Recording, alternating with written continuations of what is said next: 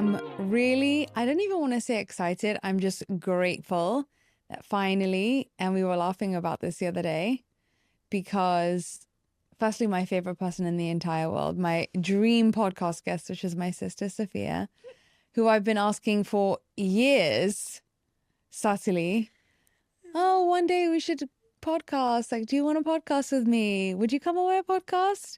And then she turns around 3-4 weeks ago, we're walking in New York, and she goes, when are you going to have me on your podcast? I'm like, I've been asking you this whole time. And we'll explain this, but if you know about human design and how it's energetically aligned for things to unfold, then you know that actually I should have known from my sort of like academic side of me inviting you was not ever really the correct way to do things, and me trying to make it happen. It just wouldn't have been good if you'd said yes back in the day. But now that you're like ready and almost impatient, that's like the manifestor way. It's like when it's like you feel it so in your own body that you're like, why hasn't it already happened? I remember our teacher who taught us about human design was always like, they're so ahead of everyone else that they see it as already done when it's not. What were you going to say? Yeah. Next. Do you know what's funny about that is that he said that and I didn't make the connect. But now, like, hearing you say that back, I'm like, yeah, that's exactly what it is. Like, it's almost not frustration, but it's almost feels like it's already happened in your body. So it's weird then to go out in the world and say, like, why is that not reflected in the outside? That's what it feels like to me sometimes.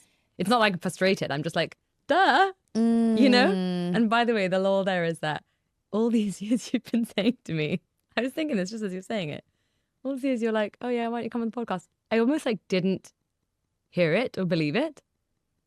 So it really is, I guess, the thick manifestor aura that's just like not even taking it in. I know that our mom tells a story about when you were like 2 years old, and because you're like blocking out other people's agendas or expectations for you, she was worried that you had a hearing problem because you just didn't listen to her. So she took you to the doctor, and the doctor kind of put you aside to, like, you know, sit and play on the floor. And then he whispered in your ear chocolate, and you like super low and you heard it. Across the room. He went across the room and went, Sophia, chocolate. And apparently I like looked up and walked over to him. So he was like, she hasn't got a hearing problem. But it's so crazy to me because if parents knew this information, and if we knew even adult to adult about how this stuff works, like, you would just honor other people's process and know what roles are yours to fill and not other people's. And I love that you say that about when someone tells you this information, you kind of don't really understand, except when you start living it, then you know exactly what then it's you're like. Oh, those things that were just textbook suddenly make sense in a very visceral way. And actually, like, that's the thing about human design, sis. That's like always the number one thing I probably tell people about you and what you do is just the level of judgment it's released in me. Like the way I go through life, no longer judging myself, but also really no longer judging other people for their process. And I catch myself, we all do it. Like, I know better in this instance, or blah, blah, blah, blah, blah. But like the relief from the lack of judgment that human design gives, as well as the like actual intel, is probably like 50-50. Like, that's the dream, to live in a place where I don't have to feel like I should be judging, could be judged. I have a sense of awe from that. I think it's huge. I think that's a real gift. Do you think then that once you've understood someone's design, it helps you understand why they do the things they do? Like, I'm trying to think about someone who, when you learned that they were a something. I'll tell you the story recently. Okay, so right after we're in New York and you say to me about, we have the lol about the podcast, like, when am I going to come on your podcast? And you're like, I've asked you 1,000 times. So right after that, I went and hung out with my two friends who are movie producers and directors. I've known them for years, have wanted to work with them for years. But something about their energy always made me feel they were like manifestor, manifesting generator kind of thing. And I learned, like, literally the day after, we were in a cookie shop and I was putting their details into the human design app. And I saw that they were a reflector and a projector. And I was like, can I swear? Holy shit, Mikey. I was like, you're a projector. I was like, this changes the whole way that I look at you, because I've been wondering why we haven't worked together yet. And the reason why is because I haven't said it. Like, I have to inform you that I want to work with you because you need to, the reason that tipped me off is because he said something like, from now on, I'm only working with people who chase me. And he said it as a kind of glib joke, but I was like, fuck, that's really aligned for a projector. Like he shouldn't be knocking on people's doors. He should be, if he's aligned, getting a bunch of invitations. And he goes, yes, yes, yes, yes, no, no, no, no, no. So I heard him say that and I was like, wait a minute, we got to check you out, hun. And obviously he was a projector. And I was like, this makes so much sense. This is why we haven't worked together. Because I'm telling you right now, this is me informing we've got to work together, FYI. And then I like emailed them as well to like double check it, like just so we're clear, yo. That's me saying, I'm serious. We're working together. Thank you. Goodbye. See you on the next one. So, and they were very funny about it. And I think something clicked. You know what I mean? You feel it when you're like, oh, yeah. And here I was acting like I was waiting for an invitation when it's my job to make the move, which it always has been. The way that I look at my life, even in relationships, I think that I used to feel so much pressure with manifestors when they're like, the manifestor has to go first. The manifestor is the starting point or the initiator. And I'm like, that's a lot of pressure. But if I think about the things that are most aligned that have happened to me, or some of the things, it's not that I was always necessarily the first pebble in the like narrative story, but that at some point I like activated it or actioned it. Do you know what I mean? So it's not like manifestors always have to be the idea, always have to be the bull roller. It's not as literal as that. What I'm realizing now in my like new understanding of human design, having been adjacent to it and into it for what, 10 years now, is that at some point in the process, the manifestor has to kind of like activate the desire, activate the ball rolling, activate the something. Much like your guy is a designer, you always tell me, he's like, just, you know, he didn't start the process, but at some point he decided, right, this is how we're doing it, or I'm really fully on board, and then things just flow better. I don't know if that's helpful to people, but that's how I've really come to understand the manifestor energy. It's like an activation energy rather than like a start the energy. It's funny because also the girl in that couple, the one who's a projector and reflector, she's a reflector. And you were convinced that she was a manifestor for so long. Oh, yeah. Because basically she was just reflecting your essence back to you. So when you're with a reflector, you feel like yourself. Literally. I could have sworn to you 1,000% she was a manifestor. Which is, again, the beauty of human design, because reflectors always feel yourself back to you, right? And I could have, because I collect manifestors, we know this, but I'll say it for the peoples. I have a habit of collecting very close to me in my close personal circle, the people who I say I'm deepest in relation to are all manifestors. Completely accidentally. And I could have sworn to you that she was a manifestor. We've spoken about her being a manifestor for years, just because I assumed it for the way she behaves around me. But obviously that's just me. That's who she falling is into the human design. Yeah, falling into the beautiful prism of the human design crystal. Yeah. A lot of people, because I posted a Q&A on my stories, people who had questions for you. Oh, yeah. And people were asking about how does informing work with like acting jobs and speaking to agents and auditioning, and how do you talk to your agent and stuff? Oh my God, that's such a specific question. How do you make it work in your line of work? Well, the number one thing to say is I'm still figuring it out. Like I would love to know the answer to that myself, but all I can do is share my process, which is my agent's a manifestor. So that's always worth noting as well, who the type of the person you're working with. Because both of our conversations when we're together is typical manifestor. It's just both of us informing at each other. It's really fun. We just talk about like the most insane shit, and we just like not necessarily like, we're so willing for things to be wrong and not be held. We just can appreciate that. Like I remember, again, I'm going off a tangent, but I really wanted a job. And she was like, why, Sophia? You have turned down greater roles than this, like great auditions for greater roles like this. Like, why do you want this one? I was like, I don't know. The character really talks to me. And she was like, it's really not worth it. And she called me like 2 days later. She's like, okay, I know I told you it wasn't worth it, but they do want you. So actually now I'm going to do the typical agent thing and say, it's actually a really great job and there's some merit to it. And like I don't hold her to be any more different or up or down. I don't need her to be any way except for honest and real. And she does the same for me. So first of all, that's what I would say is really wonderful, is that my manifestor agent and I really get each other. And we over communicate, which I love. So that's literal. And I think if my agent was not that, I would have to change how I do this. In a more literal sense, what I do is I tell her, I'm really ready to start looking at auditions now if I've had a moment where I've been like maybe pulling back. Or if I am having a moment where I'm really feeling burnt out and I can't do it, and I'm like, listen, I know I'm being a pain and going on all those auditions. I'm just having a moment where I'm not feeling super confident about it. And she is the best because she'll go, do you want to come and have a cuddle? Like, do you need to take some time or just tell me when you want to see it? Or should I only send you the most important ones? And we can just perform around it. And she doesn't take it seriously. She doesn't take it personally. And then I do the same thing and make sure to tell her, okay, I'm out of it. Send me everything you got. Do you know what I mean? So that I think is a very literal piece of advice, I would say, if you're a manifestor in the acting business. The other thing I would say is there's something about auditioning that I'm so appreciative of at my like moment in time, which is auditioning is the moment where you can do what the hell you want with the role before anyone else gives you their opinion of it. And that is really something that I think if you're a manifestor and you're creative, fucking lean into that shit. Because I've taken roles where people have directed me or I'm later in the process or, you know, things move and change and you collaborate. That's part of collaboration. That's creativity. That's fine. But I also would say like, I used to really push against auditions because there was a moment where I was getting a lot and I felt like I wasn't getting anywhere. So you start feeling resentful. You're like, these things are taking up my time and da-da-da-da-da. But actually, if you can always work your way to a place of real gratitude of going, this is my moment to play and mess around with something that's totally my version before everyone else gets their mitts on it. That's great. Then you like, and I've got so many roles that have worked out aligned through that process because I had the chance. Self-tapes are great. Also, a lot of actors hate self-tapes. I love them because again, it's my ability. I don't have anyone else in the room that I have to please or impress. That's another thing I'll get into. Let's just put a park in that one.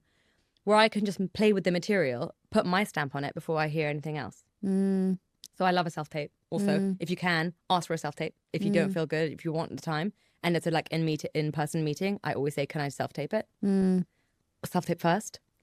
And then the other thing I would say is, I find it difficult when people ask you in meetings a lot of questions, personal questions, first before we start the job.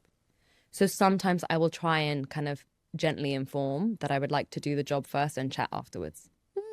It doesn't always work, but I just know that like if I start going into people-pleasing mode, because that's like a typical manifestor, but also everyone has that in some level. But I say manifestors kind of have a training, like a very strong training wheel to over-index on people-pleasing because we know that's like we're going to be more accepted, blah, blah, blah, blah, blah, or we think we will be. So I will try and orchestrate that a lot. So I know that I can put my own fear habits out of the way more and let the creativity come through. So I think that's what I would say in terms of navigating the acting world as a manifestor. And the last thing I'll say on that is have your own projects. Whether that's maybe it's, you know, drawing. I got back into drawing Sailor Moon recently, manga, just because that makes me feel like that's a creative process that I have control over, that I'm fully like, I feel like I'm a pig in shit about it. Like I love it. It's private. It makes me feel good. And that just gives me the feeling of what it should be like when I'm on set and when I'm doing those things. Ooh. Do you see what I mean? Yeah. Gives you something to compare it to that becomes a template of. Because otherwise I get in the lane of you're on set and you have to please the producers. You have to deal with the costume lady. You have to deal with the other actors if maybe they're, you know, having a different process to you, and you can fall out of the lane of creative, like what I feel is true creativity, like pig in shit feeling versus like navigating a social situation, which is TV sets can feel like that a lot because it's just the nature of the business. You've got 70 people touching your face or whatever and people asking you things. So if you can do things that keep you in that feeling and remind you of what that feels close to you, then it won't be so far away and you need to access that. Yeah, you don't have to work as hard to remember what it's meant to feel like or what you want it to feel like. And I forget that myself sometimes. So as you're saying that, I'm thinking to myself how much we all tell ourselves it can't be as easy as this, right? For example, with manifestors, it can't be as easy as just informing and sharing what you want to do. For projectors, it can't just be as easy as waiting for like being invited, right? You know, generators, it can't just be as easy as just doing what I love all the time. And actually, because we all share that, it helps us to remember that it's a lie. Because you can say, oh, but for other people, there's a different type of thing that is their version of easy. It's not that you're going to get it easier or better than anyone else. It's just that the very conditioning of it's not okay to have it easy is what tells us that we couldn't be, you know, just like every other human, which is just deserving of our process, the way we would naturally be inclined to have life go for us when we were born on this planet. If we could design it, that's exactly the way you should do it. Like the way that you... I know, but we all forget, don't we? But ultimately, and I say this to you often, that the lie is that people will accept it more if you do the opposite of what your strategy is. If you over sort of ask people what they want to do, if you leave it to other people to tell the direction, like any of those kind of things, because of the conditioning that happens to you with such a big aura as a child, which is like, you know, parents energetically feel overwhelmed by the size of that aura, and then they want to feel like they can, you know, control it and manage it. And so then it gives you this idea that you have to sort of poll everybody before making a move, or just be so afraid to do what you want to do and just go off in that direction, or leave people behind, or you have to ask people what they want to do. Do you have a question, or can I interrupt you there? Go for it. Well, the only thing I was just thinking about that process is that you have to be lucky enough to find people who keep you close to your alignment. Because I'm going to tell a story now, which is one of my favorite stories about our relationship, which is when I was living in New York and I was at drama school, and I would say, trying to be a creative in the most masculine, macho, tense, uncreative way possible that I thought was like smart and ambitious. I remember you like storming into my room and being like, this isn't who you are, and like full face of tears. And I remember being like, what is she talking about? I'm like fully realizing myself. I'm like being successful and ambitious and blah, blah, blah, blah, blah. But I laugh about that now because I think the other thing is the personal lies, the who we should be's. You have to find the people who know what your essence is. In your case, also, not only do you have a lock and key into my soul, but you also have an awareness, I would say a greater awareness of alignment in general in your environment. Find those people and listen to the moments where you really, because we all will and do go off track. You know what I mean? And like love those moments, like hug those moments to your chest now that you had the time that someone would loved you enough to say like, this is not, you're not happy and you deserve to be happy and I don't see why you're not. And then go figure out why you're not, you know? It's one of my really greatest, beautiful. one of my favorite moments of our friendship. That's really beautiful. It's true. So what I really want people to hear from this is that the ways that we tell ourselves we have to contort to be liked, to be lovable, to be successful, whatever, is often the exact opposite of what you're meant to do, right? Like you have so many projectors in their not self who are pushing and forcing and trying to inform. And you have so many generators trying to act like manifesting generators and do 20,000 things instead of double down on the one thing that is really their craft and their mastery.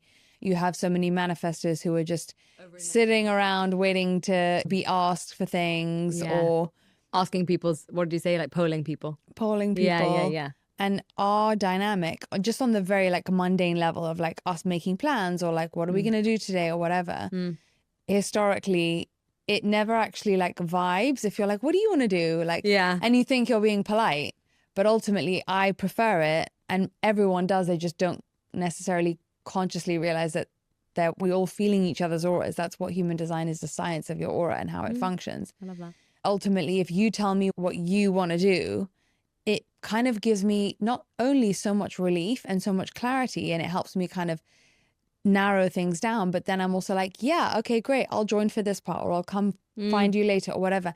No one's ever offended. No one's dancing around each other. There's no like fakeness. It eliminates all of that when both people are interacting the way they're supposed to. So true. And you're never offended if I don't want to do it. No. We either then figure out another plan together or we go off and do our own thing. Yeah. I'm so proud of us. What we've managed to do is, yes, we don't take things personally, but we also don't mean things personally. You know, like it's never an attack on you or a character assassination. That's human design. That's also like just the work as people who are sisters who decided they want to be best friends and decided they want to be there for each other forever. I never assume you've got like a negative intent. Do you know what I mean? Also, because we've been kids together, we fought, we've had negative intent with each other, we've tried to hurt each other. I was going to say, it's not that we were born that way. But it's we just didn't want to do that anymore. And so like, because I trust in that choice in you, and I think you trust in that choice in me, not only have we got the layer of the human design aspect, which gives us a better language when we need it, or like a tool, or what's like a structure, I would say. We also just do the, as we call it, samurai work, which is like when things are really hard, when we are communicating about things that are difficult, you just have to like suck back in sometimes the thing you don't want to say. You sometimes have to trust that the person's trying really hard to do the best, but have the best outcome. And they're not trying to hurt you and they're not trying to, You know what I mean? And we just have built that trust over years and years and years so that now we can be at samurai level of communicating, which is my favorite thing in this earth. Yeah, it's really good. I said to someone recently that when you have it with one person, it's such a template for you to know that you can go first and be that way in your dynamic with anyone else and see if they'll meet you there. And you'll be often surprised by, sometimes we hang on to stories of how people are and they're always going to be like this, or they always say that and they change. But actually, when you show up differently, you could be shocked by how differently of a response you get from other people. And like that, we talk about this, but I really think that our relationship is a training ground for that. I feel like because you and I have spent so many years trying to find a way to be closer to each other and better for each other and better to each other, and therefore, even in the like ugliest and most difficult moments, we're able to really find a lightness and a beauty and a sense, like we were talking this morning, like a really sense of like, wow, it didn't feel heavy and dark. It felt like we got so much and it was rich from it, and we got closer and we understood each other better. Blah, blah, blah, blah, blah.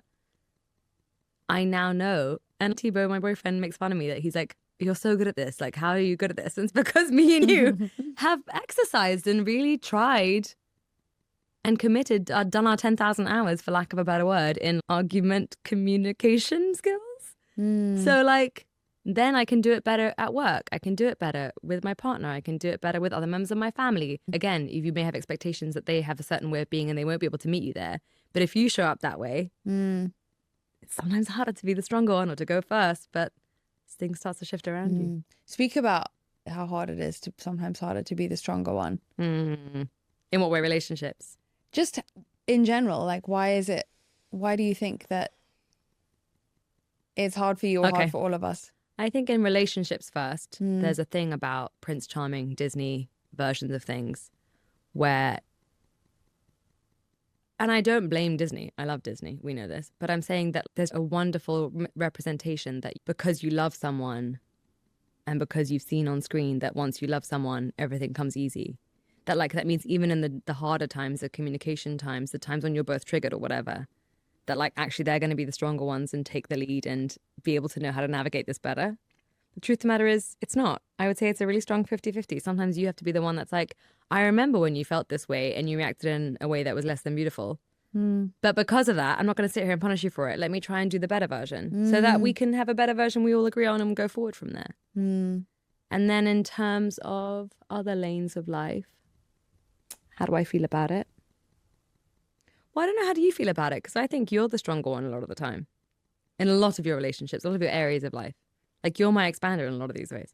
Well, think about it in a different way where I just know that if I'm making me proud, then I don't have to think about how it is compared to other people. But that doesn't mean that sometimes that inner voice that's sort of the not self wants to say, well, I did everything, or of course they're always victim, or they're whatever.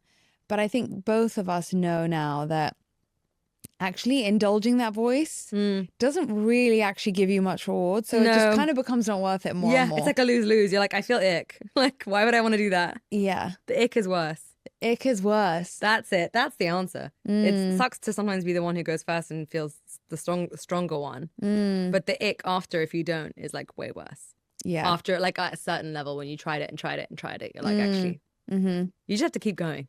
Yeah. You have to love the other person enough that you're in relation to, or care about the other person that you're in relation to at that moment enough to want to do better.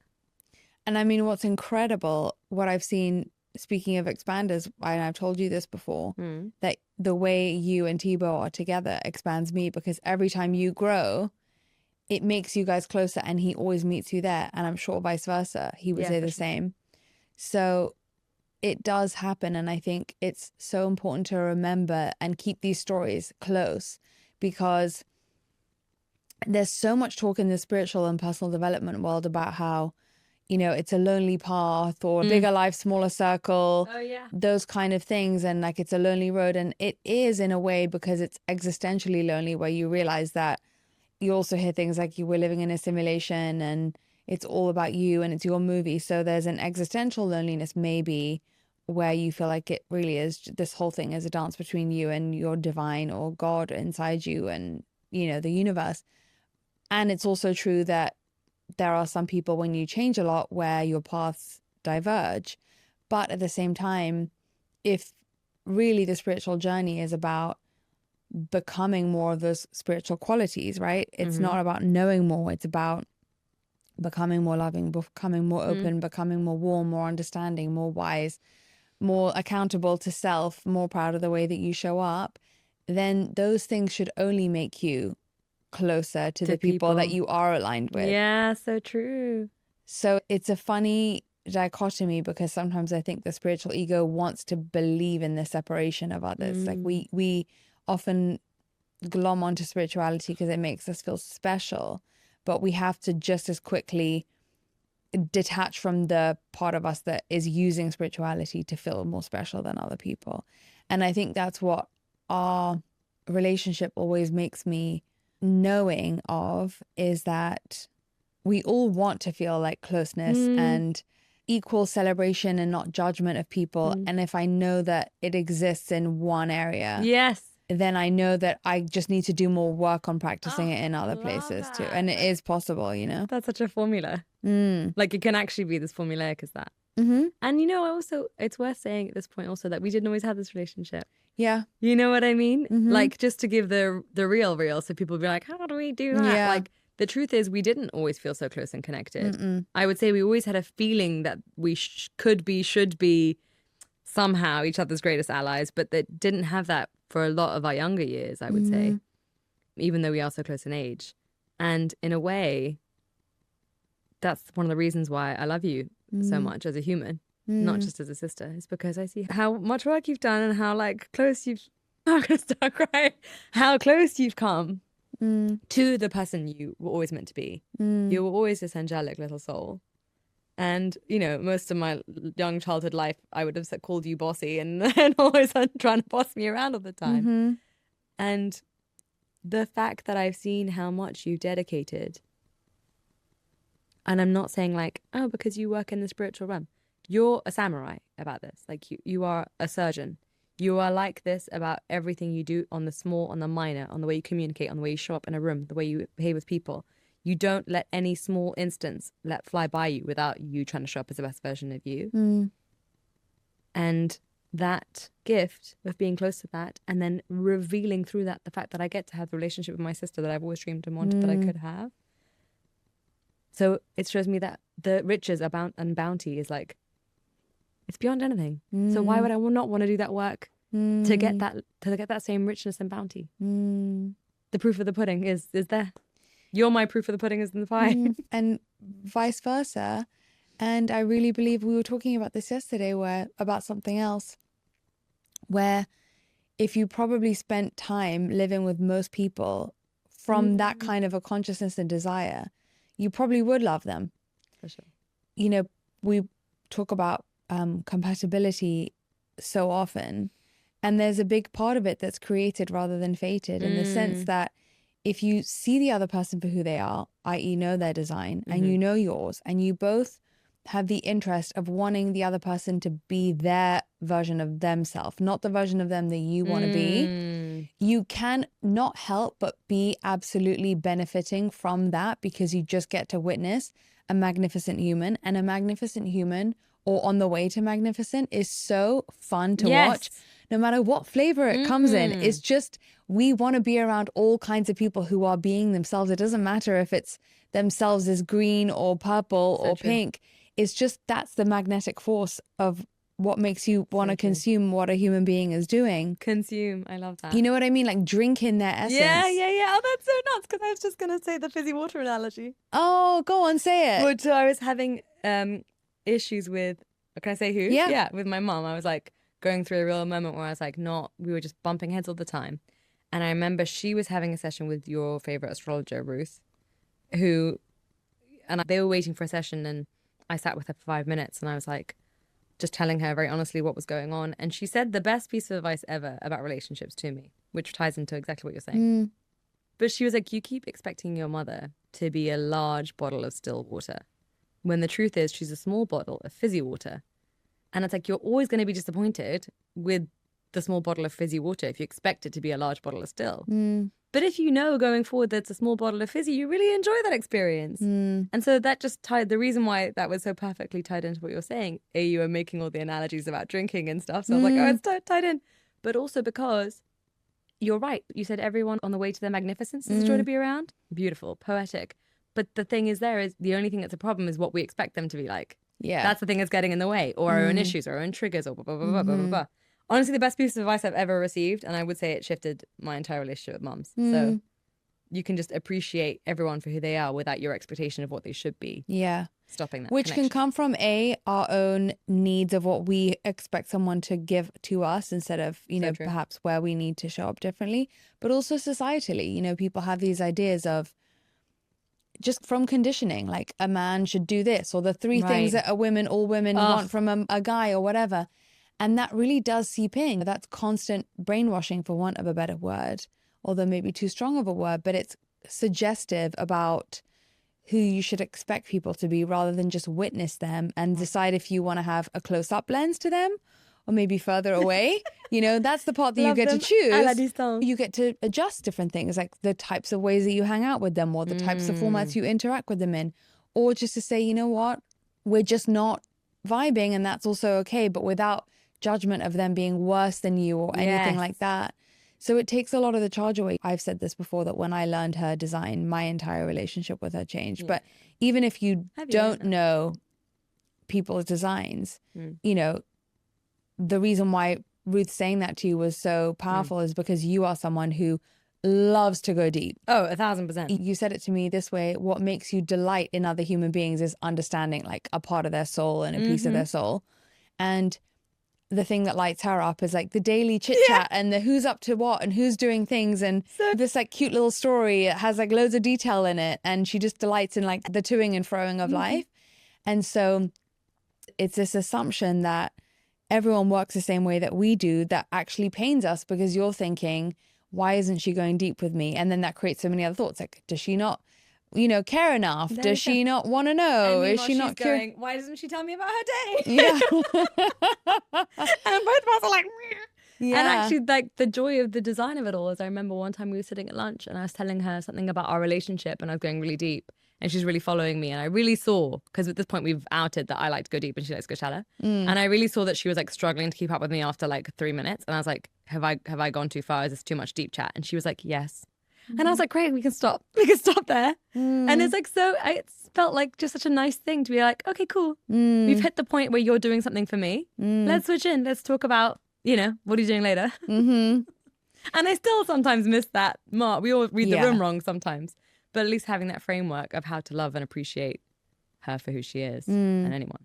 It makes me think, and I've never thought this before, but go on. We have this assumption that telling people what we like and why we like it is almost like it's going to be taboo, or it's not going to be okay somehow. Or they should be able to read our minds if they love us. That's the big one. And I will say, as a manifestor, and I don't know if other people relate to this, but there's a lovely thing about being a manifestor, which is your natural mistrust for this is the way things should go. Do you know what I mean? Like, I've never really listened to the whole, like, this is how relationships go. You should do 3 dates this and 2 dates this. Like, I've never listened to that things. Yeah. And same with family societal stuff, same with work stuff. Like, there is a wonderful thing about being a manifestor, which is you tend to not, that stuff gets thrown out. You have other stuff too that's less fun. But I would say in this case, which is about what society is telling you, you should behave in those things. There's a joy to be able to rip up that contract and go, I don't buy that. Energetically, you have a natural buffer for letting the world in. See. Unless you're obviously, also though, if you're in your not self, then you have the exact opposite. Like, you're letting the world in too much. 1,000%. So it goes both ways. Yeah. That's where a good point. It's the polling and it's the accepting and what does everyone else want to, Yeah. The people pleasing. But it's so cool because I do have some people asking me about dating and like who should initiate in this and that, whatever. Really? Yeah. And I remember 2 stories you told me, which is one of your exes, you were like the one who was like, what is this? What are we going to do? Type of thing. So that was you. Yeah. That was you initiating. Yeah. And with your Thibaut. current boyfriend, Thibaut, you said he walked into a yoga studio that Yeah. you looked at him, you saw him in the mirror and it didn't come from your mind. But again, it goes back to that thing of like, it's already done. You were like, does he not realize that we're going to be together already? Like, I was just thinking about that moment yesterday in the car, about how it was before we'd even chatted, and he was like really being distant with everyone at the yoga studio in Thailand because he was the only guy and a lot of single women. He didn't want to like be like interfering in anyone's energy. So he was really keeping to himself and like making such a point about like hugging the cats that were always around and like not talking to people. And I remember, bless him, and I remember being in the yoga studio and his mat was in front of him, mine was behind. But I don't know if this is Manifestor or if this is just, maybe it is, or maybe it's just, well, anyway, you can tell me, we can figure out what it is. But the point is, I felt something when he was distancing himself. And I looked into my reflected self in the glass window. And it didn't come from a thought, it came from my body. Like, doesn't he know where this is going to go?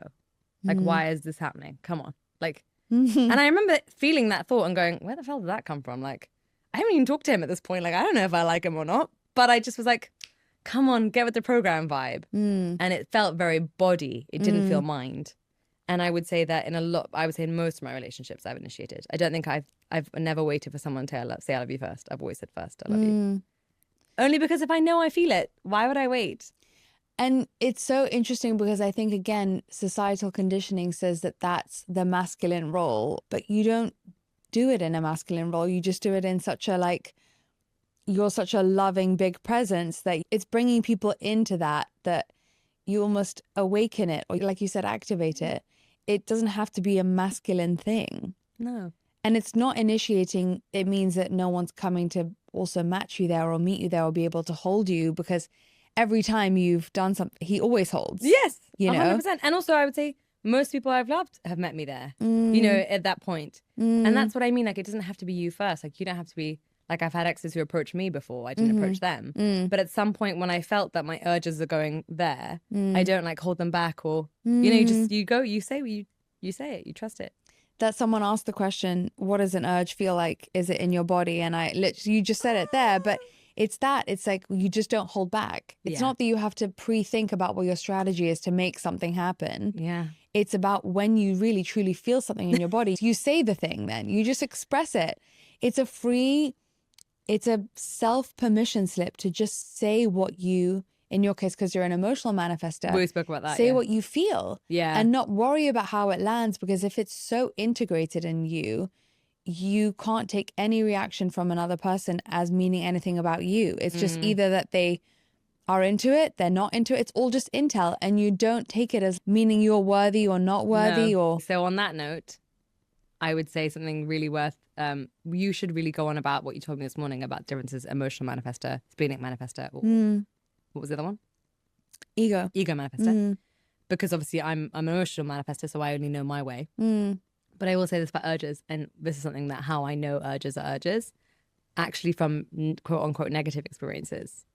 In the sense, like, you know how we've had chats where I'm like, I'm going to have to say something to that person, aren't I? And I'm like, fuck it. Like, there's a thing that happens, not like how beautiful it happens, whether the outcome is perceived by my brain as good or bad, which it doesn't even, like, you know what I mean? It doesn't, that doesn't matter almost, that level, that niveau. But what I do know is it feels like when you need to go to the loo, like, it's like that thing of like, it's coming out. Like, I sort of know at some point I'm going to have to do this thing. And I can't explain why my body's saying I have to. And sometimes that's, I have to go have a really uncomfortable conversation with this person. And sometimes that's, I have to say I love them. Sometimes those are almost gifts when they come in, no matter of how I perceive them as being good or bad. Because there's such clear urges. I know, even after my emotional wave has done its thing and I like wait till I'm non-reactive or whatever, or to the moment's right, it's like a contract with me and my soul that it's like, I just feel like the world needs to be in order. This needs to happen. And it almost gives you relief when you realize it, and it clears the path of so much confusion. That's how it feels like watching it. It's just like, okay, there we go. Or like oracally, for want of a better word. That's what it is. It's like, okay, you can be talking to me about having this issue with someone and this and that and whatever, and I don't understand why. And then you're like, oh my God, that means I have to. No, it just clears all the debris that we struggle so much with, which is like around. When we talk about alignment, it's like literally thinking about rearranging the furniture of energies. Oh, that's such a good analogy. And so as a manifestor, you just go in and you just arrange the furniture. And that's really what it is. And I then was thinking of rearranging the furniture in this room. yeah, we came into the room and she's like, can I do a sound check? What cameras are we using? I'm like, let's just let her do her thing. Do whatever you want to do. Jenna Because, is genius. by the way, because I know your design doesn't mean that I don't know what I'm doing. It doesn't mean that I need, because it's my podcast, I need to be telling you yes or no or whatever. I'm like, that's her role. There's a almost mechanical approach to human design that's also really helpful because true. even with talking about people's life themes, that's such a game changer for me. When I understand someone's life theme or incarnation cross, it's like the universe needs everyone to do different roles. And so sometimes it is as literal as we need the people who are making, things beautiful. Okay, Yeah, we need the Raheem. people who are good planners. Yeah. We needing people who are good at building things with their hands. And that it tells you what is the purpose of your incarnation, not in like the way that you can bleed your spirituality and your own individual essence into that, because everyone's meant to do that, but just on the most mundane level, are you a builder? Are you a good kind of destroyer? Are you a warrior of the light? Are you someone who's going to stand up to things? Are you someone who needs to, and you can apply that to whatever job title you are taking at any single point in this life, but it's like the energy, the role that you're assuming when you're doing that. Are you the one who's good at explaining things? Are you the one who's good at trying new things? And so on and so forth. There's 192 of them. But just understanding what energy you're supposed to bring to this world where everyone is in collaboration and we all have these different, it's almost like the Lego pieces and we're all functioning like that. It's so freeing because then you're not trying to interfere with someone else's process because they're most likely going to be better at you. Yeah. Or at least are supposed to be practicing so that they become really good at it. So why would you interfere in their process of refinement But we when all it's do. not your role? Yeah. But we all still try and get ourselves into people's roles or them into ours. And the joy of close relations, understanding of human design, and all these things is going, wait a minute. They'll tap your own wrist and be like, that's not my role. Like, I stay here in my lane, figure out what my lane is, get good at my lane. And the rest will take care of itself. As you say that, I think about how we also have all these assumptions about the roles we have to play once we have a certain job title, right? So, for example, my God, so true. The one of me just saying, oh, since it's my podcast, I should have Right. been like, no, I need to make you comfortable. We were on the way here. You're like, just so you know, I like to look up my camera takes twice. And before we 100%. start, I need to go and check the camera. I'm like, great, amazing, because that's not something I think about. But let's let you do that. It's hilarious whenever I do self-tapes. Every single time I go in, I change the lighting, move the lighting, do it. And it's just, even on set, it's like you have to be careful to not control. But you just have to also know that what's the way you're going to most be activated in the space, in the scenario. And that's really what informing does, is it allows people to not have misunderstandings about why you're doing what you're doing. It's getting them on board and giving them understanding. And then it's the invitation for them to either be a part of it or not. And it's totally their agency whether they want to get on the train or not. But I do want, if you're happy to share, I do want to tell the story of, because I just think it's so like everyday life type of tweak. Okay. Where the show that you just filmed for, which is a big UK TV show coming up, it's going to be out later this year, where you're playing the lead role. Yes. And typically, correct me if I'm wrong, you would normally go into a thing like that thinking that being a good collaborator is allowing the makeup person to do your makeup the way that they normally do makeup or take the amount of time that they normally take. But what happened was actually amazing because you expressed what worked for you in a way that actually created more harmony for you and the makeup artist. Yeah. So makeup artist and hair and costumes. First of all, I will say that the character I'm playing is pretty feral, which helps. If, you know what I mean? If she was someone who was super done up, you would make these decisions differently. But she's a real gremlin of a human, which is why I love her. And very undone. And obviously on film sets, everything is, artificial to look good on camera. So even a non-makeup look has a makeup and blah, blah, blah, blah, blah, blah. Truth of the matter is that, even on cameras, everyone's looking to make sure everything looks neat and it's not going to ruin a take that your hair's in your face or whatever. And the makeup artist and I got on straight away. I informed her straight up, I would love to do less makeup as possible. I don't want to be in the makeup chair for 3 hours in the morning. I love my sleep. The character does not need to be wearing a lot of makeup anyway. I got good skin. Let's roll with this. And immediately I was thinking in my head also at the time, this is the other thing why I knew it so aligned. I was like, I really want to try the Bobby Brown Jones Road new line. And I messaged her and she's like, I'm thinking Jones Road. I got all this Jones Road for you. I was like, what a woman. So that was really easy, quick. We got my makeup down 20 minutes. I was even I only needed 5 realistically, but we like to have 20 minutes like chat, put like ice packs on, blah, blah, blah, blah, blah. And was there any part of you in that process that was like, oh, I can see the thought of you shouldn't do this?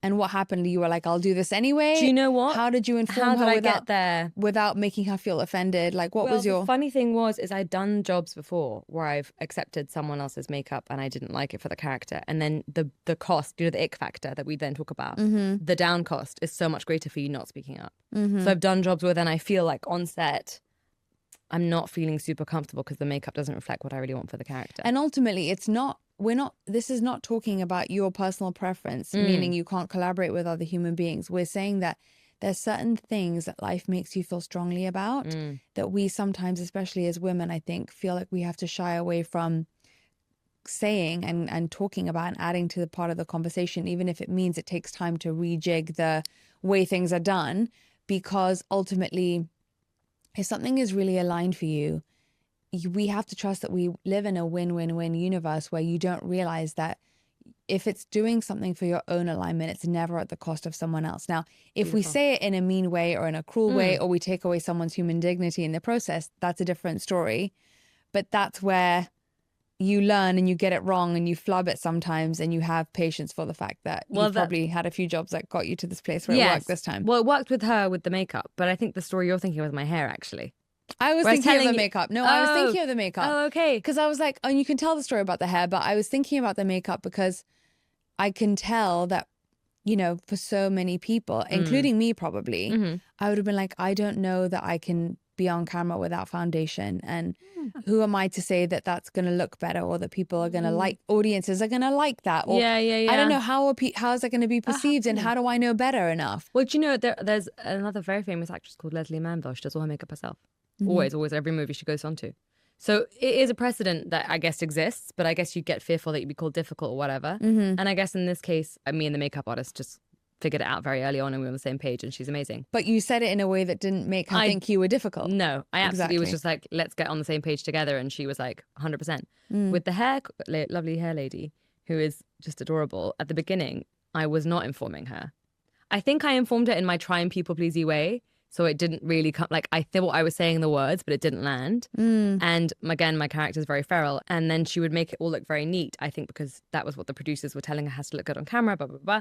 And then I would get so frustrated that before we would start like rolling, before it goes action, I would like quickly mess up my hair. So I felt like the character. And then she would come to me and be like, did you mess up your hair? And I'd be like trying to lie with my hair like this, being like, no, like obviously that doesn't work. So I was realizing this isn't going to work, because then she's such a great girl and I'm like making her look bad or whatever. I don't want to do that.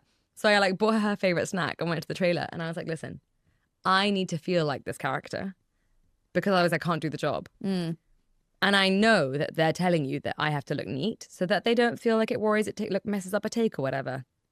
So I was like, I promise you from now on, I will never lie to you. I will always probably mess up my hair so it feels loose. It doesn't feel stiff and everything before we do a take.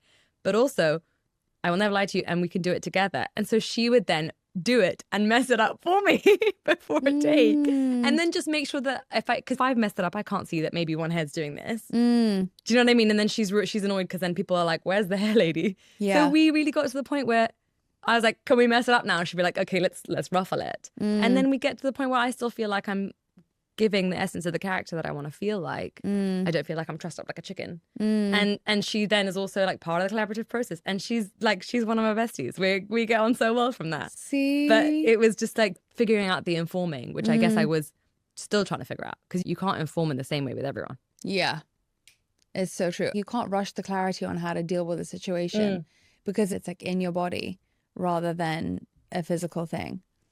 Should we look through some of the questions that people sent?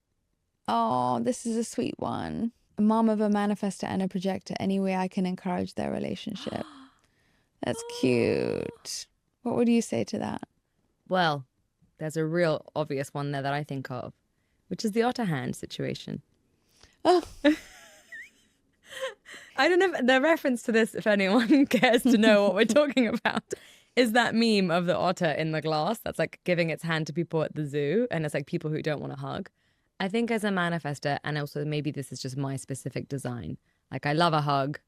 I prefer a hug to most ways of communing with people. I think that like hugs should be on tap. And I get it if some people don't want hugs. My energy also, I talk at a million miles per hour. I get very excited and I fumble all my words and I'm very expressive. And I think that that can be overwhelming for some people, particularly people of the projector persuasion. And I would say one of the things we figured out is sometimes I have to ask if you want a hug or if you don't want a hug, if you just want a little otter hand at this point in time. And understanding that doesn't mean you're rejecting me, doesn't mean you don't want the love from me. And that it's okay, like almost talking to little baby me and baby you, like it doesn't mean she doesn't love you or rejects you if she doesn't want a hug right now. It just means that like she's a bit more sensitive or she has some other things going on where it's overwhelming. And to really love her, you have to respect that, and vice versa.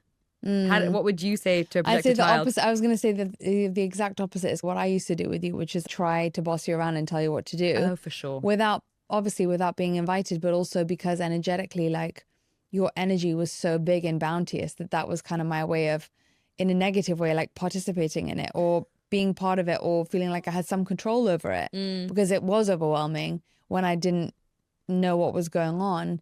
And also because I saw our parents try model the way that they dealt, quote unquote, with that energy was to try and control it.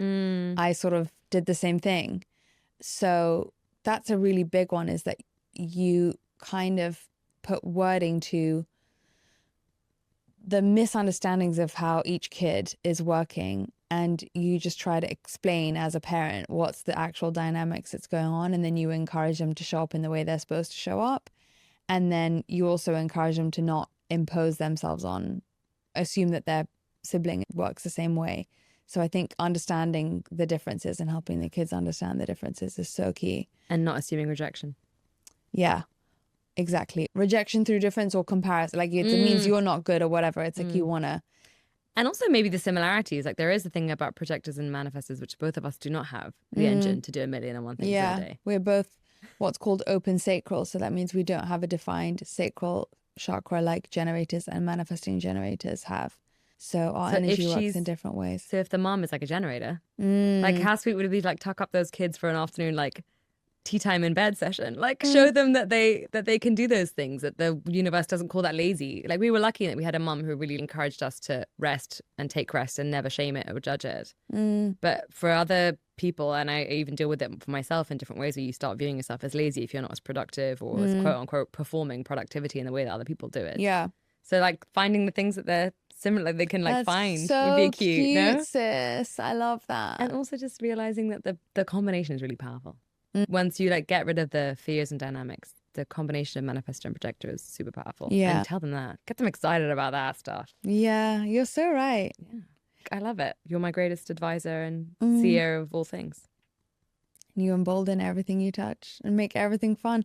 I just want to add here that if you are the mom of a manifestor, I can 9 out of 10 times guarantee you that at some point they will inform you about their schooling. So true. Like most moms to manifestors, I say to them, if they haven't already, it's coming down the track of they'll either ask to change school, be homeschooled, not go to school. Yeah. And I think the difficulty with being the mom or dad to someone that, the way I put it is like they already know how they're wanting to be raised and they want to do it themselves with manifestor kids. So true. So it kind of can make you feel like your role as a parent is defunct. Ugh, yeah. And therefore, if you feel insecure about that, it almost makes you want to double down and tell the kid what to do. Whereas actually, if you say to them, you know best, like my friend Dara, we've spoken about this before, who has a manifestor daughter, is like, anytime Jada came up to her and said, Mom, I want to move or I want to do this, she's always like, you know best. And it's not that it's easy, because it's still difficult. It still crushes you because of who you thought you'd be as a mom, and it's maybe not the way you envisaged it, or all those things. Or like, should I give them that much freedom at a time in their life where they really don't know what the world is? Like, I get that. And, you know, in our setup, all the best friend manifestors I have all did exactly that, told their parents what they wanted to for schooling. Like, every single one. There was definitely a moment with me and Mum's where I used to see her trying to control the way that I was raised, the way I was trying to raise myself. That's the way you just so put it. And find that very difficult. And I used to see it as like really kind of oppressive. But there was a moment much later in my life where I talked to her about it, and she was like, we just thought that you had a suicide mission because you were constantly going off and like disappearing and doing your own things, like jumping into the sea when like there was no one around you. She's like, we thought that you were like suicidal. And I was like, no, I just knew I belonged in the sea. Like, I just knew I was fine. I knew how to swim. I was an amazing swimmer. I could hold my breath for like 3 minutes. I was like, why would I need to worry or tell anyone if I'm bored with this conversation if I want to jump in the sea? And I get through that amazing healing funny moment that it must be terrifying to have a little human who is not equipped, let's be honest, not equipped to move around the world as an adult, but has those instincts that they are fully in control of themselves, and knowing, am I being a bad parent if I trust them and not? And so yeah, I feel for them too. I think the difficulty with being a parent in general, well, there's many, but the difficulty is that you have to advocate for that child without actually knowing what's best for them, because ultimately only we will know what's best for us. But you have to do the closest job that you possibly can. And that's why tools like this really help, because it gives you a concrete map of knowing what parts you're advocating for are just things you've been told, things you do for all kids, things you do for all 3 of your kids equally or 4 of your kids equally, versus like, okay, well, now I have an actual barometer for how all the things I'm choosing to do with this child or not this child. Like, what do I fight for? What do I press on? What do I let? What do I give? What do I take? And the answer, if you know that it's like, okay, I'm going to honor the ones that are helping them be more them rather than impose my own ideas or conditioning on, it's really helpful, because it's not the same manual that I'm using as everyone else, but also not even on all my kids. And not the same one I use on myself too. Do you get a lot of people talking to you about raising kids? It's my favorite, honestly, my favorite thing to do, because I just think about how much inner child work our generation is talking about. Yeah. And how much more people could fly if they had less noise telling them to be things that they're not from an earlier age. People who only championed them, who had no projection of what we think other people should be, because it makes us look good. And that's not just for parents, but for everyone. You know, we want our boyfriend to be this way because it makes us look good, or because it makes us fill in the blank. But instead, if the only thing we truly wanted from other people, knowing that it's going to be a win-win for everyone and it's going to make a more enjoyable experience from you, whether it's then you choose from near or far, is that you want to champion everyone to be who they really came here to be. And so if you filter all your decisions about how you interact with them from that place, you kind of can't go wrong. I know, but it's so beautiful. It's also like, that's the reason I'm tearing up, is like, that's the work. Like, it's not easy. I don't mean it's negative, but, and this is why I called you surgical earlier on, is that like the work of making sure in all your interactions with the little people, with yourself, with everything, that you are really advocating for them to be who they are. It's tough. It's tough. But you know what? It's also the world that you and I dreamt of as kids. It's like we almost decided this is the kind of world we want to live in. And now we're just doing our part to hopefully, at least it's become more our reality, and that's all that we can know anyway. That's so true. And I didn't know that when I was 22, and I certainly didn't know that when I was 14. But I think when we were 5, we knew that. Yes, I think that's so true. So there's a part of us inside that has this like dream world that now, if you're listening to this and you're on this kind of a path, like we are here because we make it. Yeah. And you know what? If you find one person who wants to remember that we can make it when you sometimes forget, I think that's just the beauty of having 2 rather than 1, is that like the average of one person remembering when you haven't is higher. That's funny. You Like that's a real beautiful thing to have. But it starts by even expressing and outing yourself to people that that's a kind of mission or that you have. So then you will realize how many people around you want that too. We were just talking about someone today who I'd completely written off would want to have that kind of a desire for their life, who just by me going first, I didn't even realize, maybe they didn't even realize that's something what they wanted, but usually most humans do. So you get those other people to remind you of that mission by even declaring that you're someone who wants to live in that world as well. And you'll find that that's the world that most human souls, we're creating heaven on earth. I know it's such a bumper sticker and it's such a cheesy line, but all happiness is human connection. Like there can be joys that come and go, but real happiness is found in human connection every single time. Sharing love. sharing the stories, sharing the downs. Like I always say to you, you know, even if one of us is going through a crazy moment, it's just such a pleasure to be in it and witness it with you and find the transformation, and then find like there's always something to laugh about. And it's just like the down times and the good times can both bring you closer to loving humans and being in love with who humans are and the human journey and what is being human on this earth, and to find all of that fascinating alongside people holding hands. Like, isn't that just so much better? It's the best. And that's, if someone had told me I would have had this at this point and it was coming, it would have just, or that it was even possible, and that I had to be the one who participated in creating it. And that's all I had to do for then to get it. Yes. That would have just been so cool. Do you think that? You wish someone Yeah. told you that? Yeah. I just look back at some of the moments in our lives where we were like the most frictitious, for lack of a better word, and how time and time again we would get closer away from failure and closer towards trying to do better. And now I like bless each of those moments where we were up at 2 o'clock in the morning or 3 o'clock in the morning. We're like, that's not what I meant when I said that. Let me try that again. No, okay. No, that was mean. I didn't mean to say that way. Let me try that one more time. You know what I mean? And then just trying constantly to do better. And then, like you said, have the dream relationship that I always dreamed was possible. And now there's so much less of all of that trying to explain, trying to get someone to get you, because I think there's a lot of laying groundwork. Once you've laid the groundwork, it's not that it gets hard, it actually gets way easier. Yeah, 1,000%. So it's worth spending this life wanting to love all things about what it is to be human on this earth and to do it with other people. In like conjunction with. Not to walk this path alone, because you're never, never, never alone. One of my favorite quotes from a film is from that J-Lo film with Richard Gere, Shall We Dance? Do you remember that one? And Susan Sarandon says, like, why do people get married to like to the guy who's like the detective? And he's like, oh no, you tell me I've been divorced, you've been divorced, or whatever. And she's like, you're saying when you get married, I will witness you. I will be your witness on this earth. Because so many moments of our lives, like they go, they come, they get like swept away. And witnessing someone is the greatest gift, not just to them, but to yourself. And like in your closest sphere with the people who are like keyed into your soul, your parents, your siblings, your loved ones, your best friends. Obviously, we can't control those elements. Fuck, isn't it great when you get to? Yeah. And then you realize nothing else is as good as that. If we are here to be like the divine, one of the things the divine does, because it loves us so much, is it delights in watching our journey. So I guess that's also us becoming more like the divine. It's like we delight in seeing that we're all the same creation. And so I get to watch you be like so sweet and cute and charming, and even in your like worst, what you think is like so not forgivable moments, but it's all just like sweet and you're just and funny. being an adorable human being. That's what makes it Look fun. at you being all human. Yeah. And I say that to you when we're in the same place. I'm like, another day of getting to be human together. And that's the whole thing. Anyway. I love that. Anyway, I love you. So Thank you much. for being Thank here. you so much this for was having so me. fun.